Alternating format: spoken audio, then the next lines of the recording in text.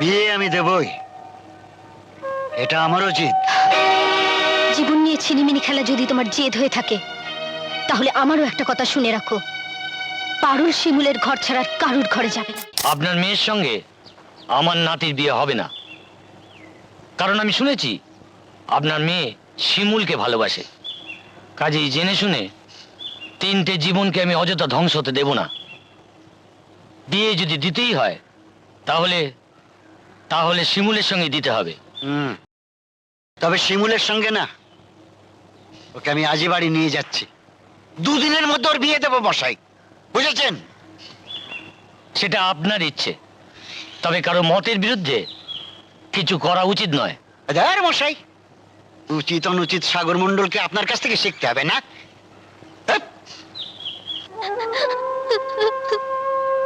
কাঁদিস না, কাঁদিস না, চল ঘরে চল। যাও যাও, ভেতরে নিয়ে যাও, চলো।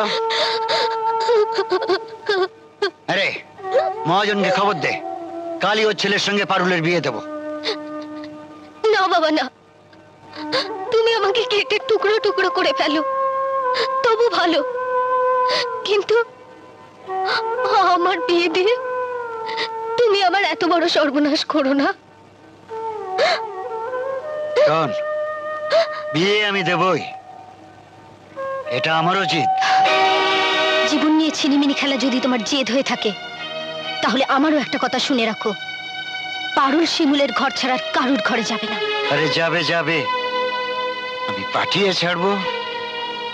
আমি যা বলি তাই করি। আমি ওই মণ্ডলের মেয়ে, কথাটা তুমি মনে রেখো। চুপ কর বলছি। না, চুপ করব না, অনেক চুপ করেছি, আর আমি চুপ করব না, আর না। হ্যাঁ হ্যাঁ, তাই এই দেখ, আমিও দেখে নেব মহাজনের ছেলেকেও বিয়ে করে কিনা। আমরা দেখে নেব কিভাবে বিয়েটা হয়। তুমি চুপ। এতদিন তুমি কথা বলেছ, আমরা সবাই চুপ করে থেকেছি। এবার থেকে আমরা কথা বলবো, আর তুমি চুপ করে থাকবে, বুঝেছ? হ্যাঁ, বোবার মুখে সব কথা ফুটেছে। ওই জীবগুলো না সাঁড়াশি দিয়ে টেনে ছুঁড়ে ফেলা দেবো। মন্ডল, তুই আমার বাবা আর মার এত বড় সর্বনাশ করেছিস, আমার বাবা আর মাকে এত কষ্ট দিয়েছিস।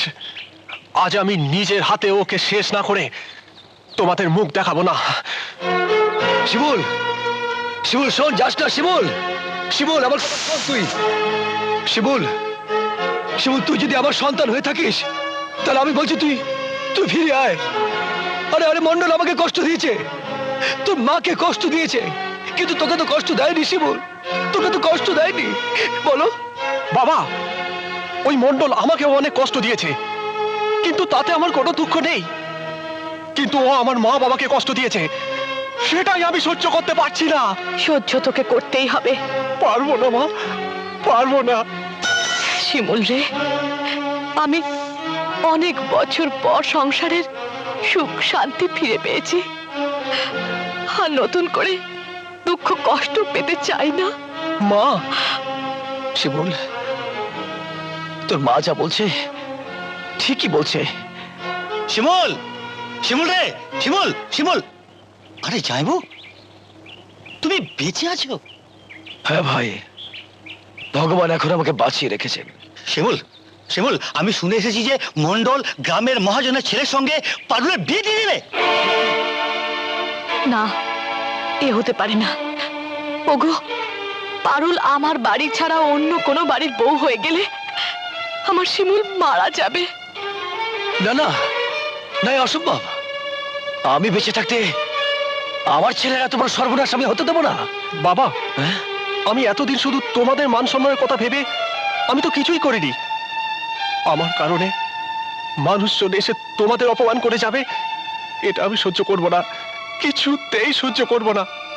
কি আমাদের কথা ভেবে পারুলকে ভুলে যেতে পারবি বাবা? মা, তোমাদের জন্য আমি এই পৃথিবীতে এসেছি, তোমাদের জন্যই এই পৃথিবীর আলো বাতাস সব কিছু আমি দেখেছি। তাই তোমাদের থেকে বড় আমার কাছে আর কিছুই নেই। এখন তোমরা যদি বলো, আমি এমন হাজারটা পারুলকে ভুলে থাকতে পারবো,